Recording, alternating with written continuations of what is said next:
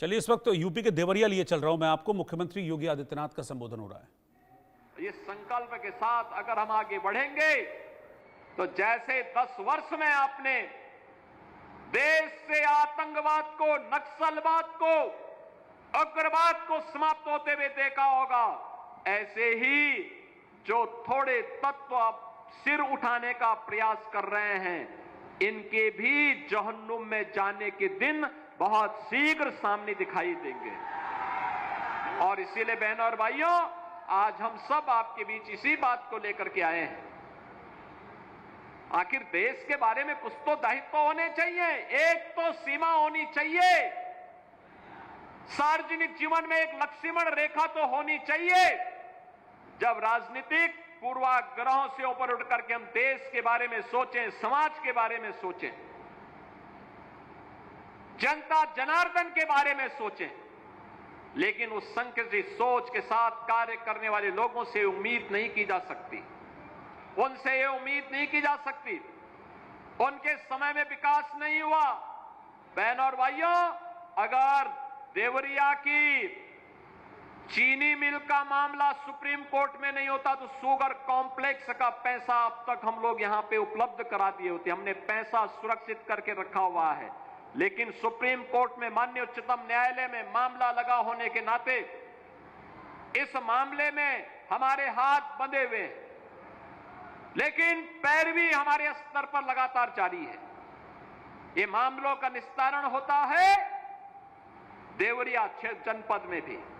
यह कार्यक्रम आगे बढ़ना चाहिए। यहां के किसानों की आमदनी बढ़नी चाहिए।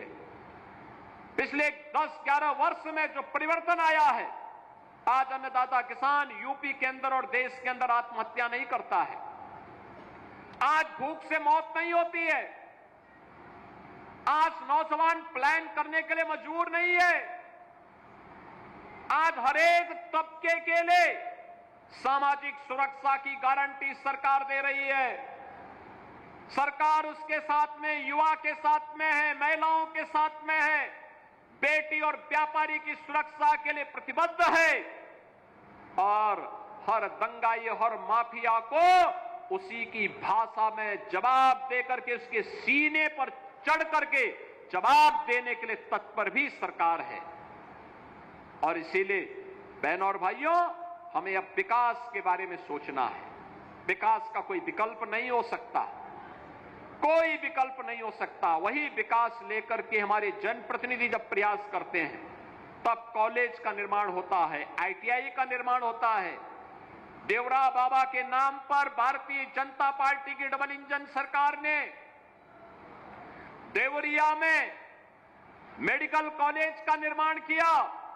मेडिकल कॉलेज में आज नर्सिंग कॉलेज के भी निर्माण के कार्य को आज वहां प्रारंभ किया जा रहा है।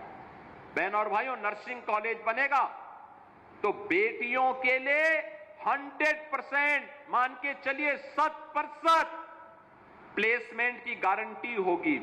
100% नौकरी की गारंटी देने वाला कार्य है। जिन बेटियों को गोरखपुर, लखनऊ, दिल्ली या अन्य बड़े महानगरों में नर्सिंग की पढ़ाई के लिए जाने के लिए मजबूर होना पड़ता था, अब उनको देवरिया में ही देवरा बाबा मेडिकल कॉलेज के कैंपस में ही ये सुविधा प्राप्त हो पाएगी। ये सभी सुविधाएं उनको यहां प्राप्त होंगी। बाढ़ बचाव की स्थायी समाधान का निवारण के लिए भी तमाम कार्यों का आज शुभारंभ किया जा रहा है। और बहनों और भाइयों, देवरिया के लिए तो अभी बहुत कुछ है। पर सोनो घाट मार्ग के बारे में भी मैंने कहा है, जल्दी से उसका प्रस्ताव भी भेजें।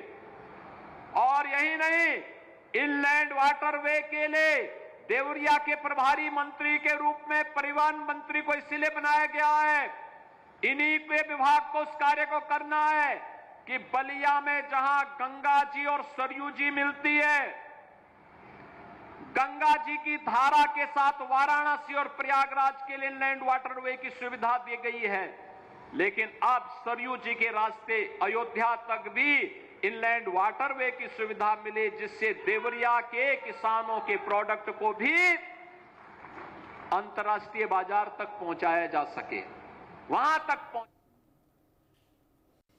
तो आतंकवाद से अपने संबोधन को शुरू किया था मुख्यमंत्री योगी आदित्यनाथ ने और उन्होंने कहा कि जो भी आतंकी इस हमले के पीछे हैं वो बचेंगे नहीं, उन्हें बख्शा नहीं जाएगा और देश में जो भी आतंकवाद के जरिए अस्थिरता फैलाने की कोशिश करेगा उससे भारत और उसकी सेना सख्ती से निपटेगी। फिलहाल एक ब्रेक के लिए रुक रहे हैं, अब बने रहिए इंडिया न्यूज़ के साथ।